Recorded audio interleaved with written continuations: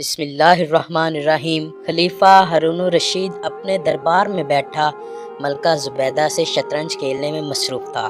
بہلول پاس بیٹھے یہ سب کچھ اپنی آنکھوں سے دیکھ رہے تھے کہ اسی وقت چوبدار نے صدا دی، عالی جا، ایک مچھلی فروش پیش ہونے کی اجازت چاہتا ہے۔ اجازت ہے؟ خلیفہ نے فوراً اجازت دے دی۔ مچھلی فروش اندر داخل ہوا، کہنے لگا، عالی جا، میں آپ کے لیے بہت عمدہ مچھلی لے کر حاضر خدمت ہوا ہوں۔ ہارون نے زبیدہ کی طرف دیکھا اور آہستگی سے کہا، یہ بیچارہ انعام کی تلاش میں ہمارے لیے مچھلی پکڑ کر لایا ہے، اس کو 4000 درہم دے دیے جائیں تو کیسا رہے گا؟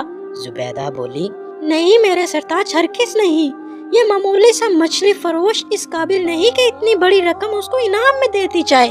اس طرح تو بہت سے لوگ لائن لگا کر کھڑے ہو جائیں گے، پھر تو آپ اپنا سارا خزانہ خالی کر بیٹھیں گے۔ زبیدہ نے کچھ دیر سوچا اور ایک تجویز پیش کی، آپ اس سے پوچھیں کہ یہ مچھلی نر ہے یا مادہ؟ اگر وہ کہے نر تو کہہ دیں گے نر ہمیں پسند نہیں، اگر کہہ دے مادہ تو وہ ہم لیں گے نہیں۔ اس طرح وہ مچھلی واپس لے جائے گا اور ہمیں رقم بھی نہیں دینی پڑے گی۔ ہارون کو زبیدہ کی یہ بات کچھ بلی محسوس ہوئی، مگر بہلول رحمت اللہ علیہ بھی یہ باتیں سن رہے تھے۔ انہوں نے بادشاہ سے آہستگی سے کہا، مچھلی فروش بڑی محبت سے آپ کے لیے عمدہ مچھلی پکڑ کر لایا ہے، یہ مناسب نہیں کہ ملکہ کی باتوں میں آ کر اس کو نامراد لٹا دیا جائے۔ مگر بادشاہ نے بہلول کی ایک نہ سنی اور مچھلی فروش سے کہا، اچھا بتاؤ، یہ مچھلی نر ہے یا مادہ؟ عالی جا، یہ مچھلی نہ نر ہے نہ مادہ، بلکہ یہ تو مخنث ہے۔ ہارون نے جواب سنا تو بے ساختہ ہنس دیا۔ اہل دربار بھی ہنسنے لگے۔ ہمیں تمہاری حاضر دماغی نے متاثر کیا، تمہیں شاہی خزانے سے 4000 درہم انعام میں دیے جاتے ہیں۔ مچھلی فروش درہم لے کر واپس پلٹا ہی تھا کہ ایک درہم زمین پر گر گیا۔ وہ پکڑنے کے لیے نیچے جھکا ہی تھا کہ زبیدہ پھر ہارون کے کان میں سرگوشی سے بولی، دیکھا علی جا، کتنا لالچی انسان ہے یہ مچھلی فروش کہ ایک درہم اگر زمین پر گر گیا تو وہ بھی نہیں چھوڑا، جبکہ باقی سب تو اس کے اپنے پاس ہی تھے نا۔ کیا خبر کوئی اور ضرورت مند وہ درہم اٹھا کر اپنی ضرورت پوری کر لیتا۔ ہارون کو یہ بات بہت کھٹکی اور فوراً مچھلی فروش کو پکڑ کر پیش کرنے کا حکم دے دیا۔ بہلول نے بھی ملکہ کی یہ بات سن لی۔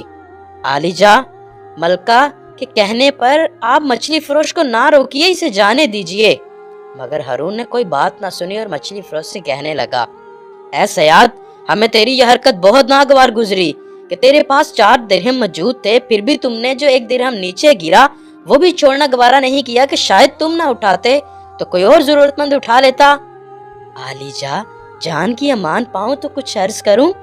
مچھلی فروش کہنے لگا، حضور والا، یہ غلام پست فطرت نہیں بلکہ نمک کی قدر کرنا جانتا ہے۔ میں نے اس لیے وہ درہم اٹھا لیا کہ اس کے ایک طرف قرآنی آیات لکھی ہیں جبکہ دوسری طرف آپ کا اسم گرامی، تو پھر میں کیسے سوچ سکتا ہوں کہ وہ زمین پر پڑا رہے اور لوگوں کے پاؤں اس پر آتے رہیں۔ مچھلی فروش کی حاضر دماغی نے سارے دربار کو حیرت میں ڈال دیا۔ خلیفہ بے ساختہ بول اٹھا، واہ، بہت عمدہ جواب دیا شکاری، تم نے ہمیں بہت محظوظ کیا۔ ہارون نے خزانچی کو حکم دیا، اس شکاری کو 4000 درہم اور دے دیے جائیں۔